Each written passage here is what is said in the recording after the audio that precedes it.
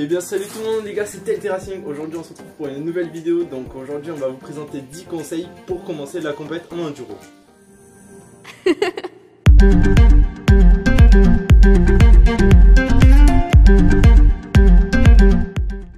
Et donc pour cette vidéo je suis en compagnie de Enzo que vous avez pu voir pendant toutes mes vidéos que le mec Bonjour. est venu s'incruster sur la chaîne, toutes les sorties. Ouais. Il avait la 125 EXC 2016 et là il est passé sur la 2010 et la bêta aussi, la bêta ouais. 50 il y a quoi, il y a 2 ans. Et maintenant il se retrouve sur une 125 XCW 2018 comme vous avez pu voir la vidéo là qu'on a fait la présentation au magasin JBS. Bon déjà première chose à faire c'est qu'il faut prendre une licence soit à l'année ou soit juste pour la journée. Si on va prendre une licence à l'année, c'est il faut passer le CASM. C'est une sorte de CASM, c'est quoi? CASM? Ouais. Donc le CASM, c'est une formation d'une après-midi ou quelques heures. Et on doit apprendre les drapeaux, les règles de course et tout ce qui va avec. La formation elle est payante?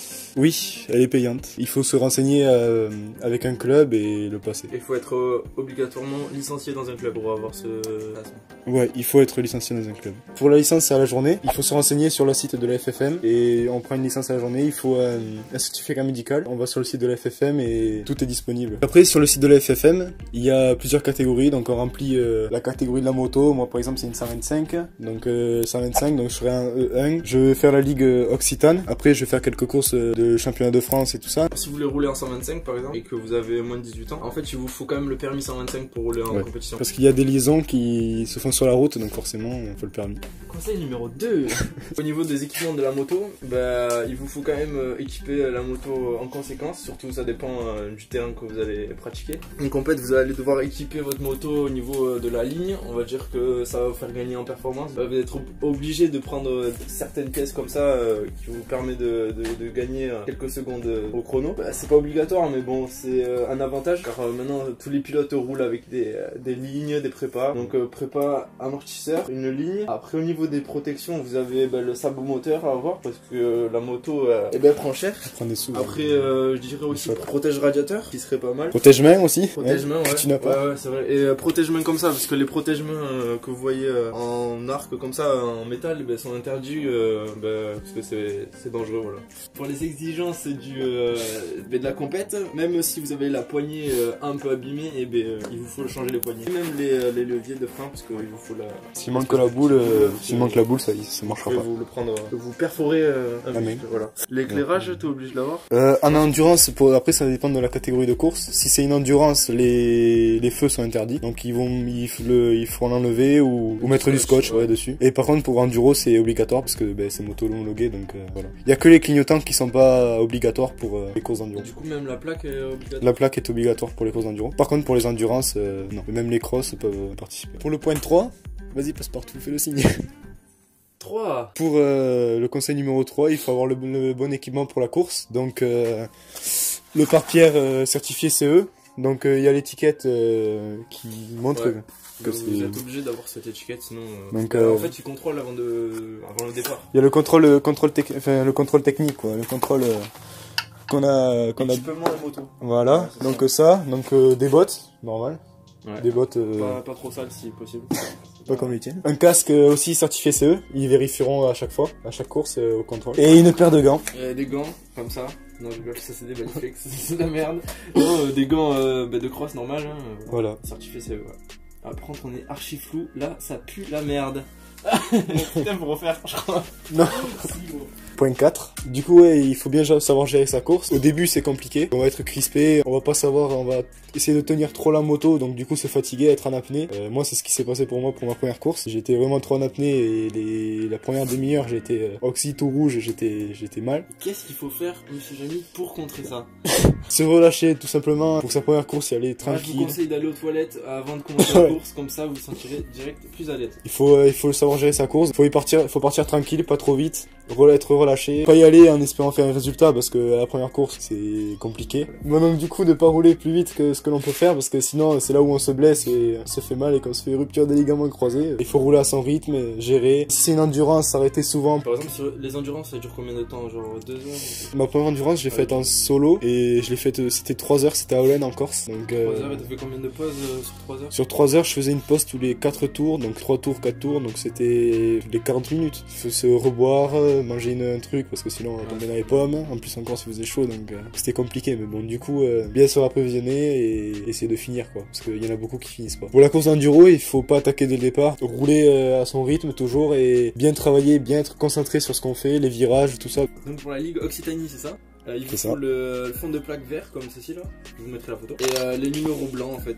C'est ça change en fonction des voilà. et tout ça. Pour le championnat de France, je crois que c'est fond noir, mais je suis pas sûr. Et numéro blanc aussi. Mais après ça c'est différent, ça change. Indiqué, oui voilà, c'est indiqué. Hein. Donc 5ème conseil, c'est que pour gagner la course, il faut avoir le pull le Tel Racing parce que sinon on perd direct. Disponible sur le site, donc je sais pas. Pas encore.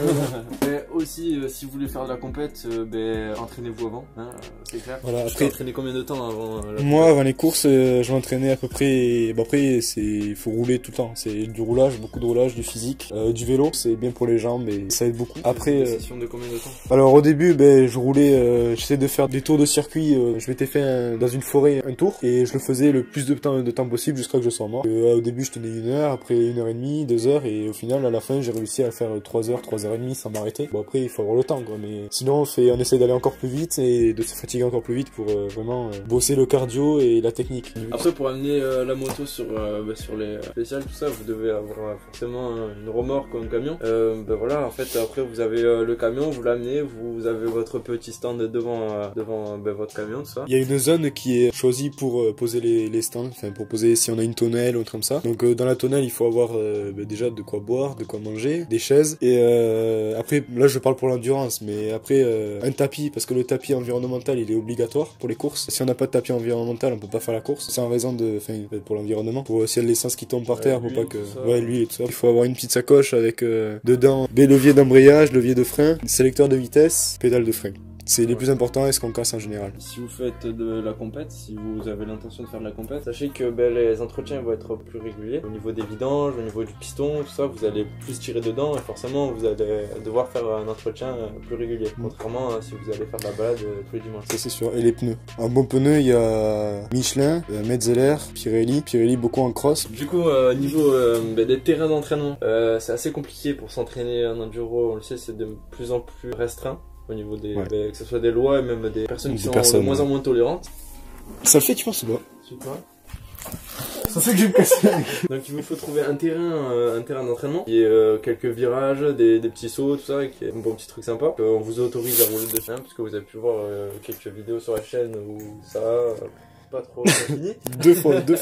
2 fois, ouais. Et pour finir, j'ai 2-3 petites infos à dire. En fait, je suis en train de passer mon permis là, j'ai eu mon plateau la semaine dernière. Et du coup, je passe la circuit dans pas longtemps. Toi, t'es en train de passer le plateau aussi. Le problème, c'est que moi, je me suis fait une rupture des ligaments croisés pendant une course. Donc là, pour le moment, il me reste encore 2 mois sans moto, enfin sans enduro, parce que la moto, je peux reprendre, mais bon, là, sans enduro, il me reste encore 2 mois. Donc après ces 2 mois, on va recommencer les vidéos à fond et tout ça, mais du coup, comme on aura les permis normalement d'ici 3 semaines. Ouais, 3 semaines, un mois, on aura sûr. Et on fera des vidéos. Normalement, on a JBS KTM que vous connaissez. On a fait des vidéos pour eux et qui peuvent nous prêter quelques motos. On fera des essais. Vous nous direz si vous voulez qu'on teste certaines motos, pas au-delà des 600, parce que forcément, moi, je suis en permis A2. Donc ouais, mais si tu veux tester la RC 390. Voilà, ou... si on teste je vais tester, je sais pas, des motos électriques,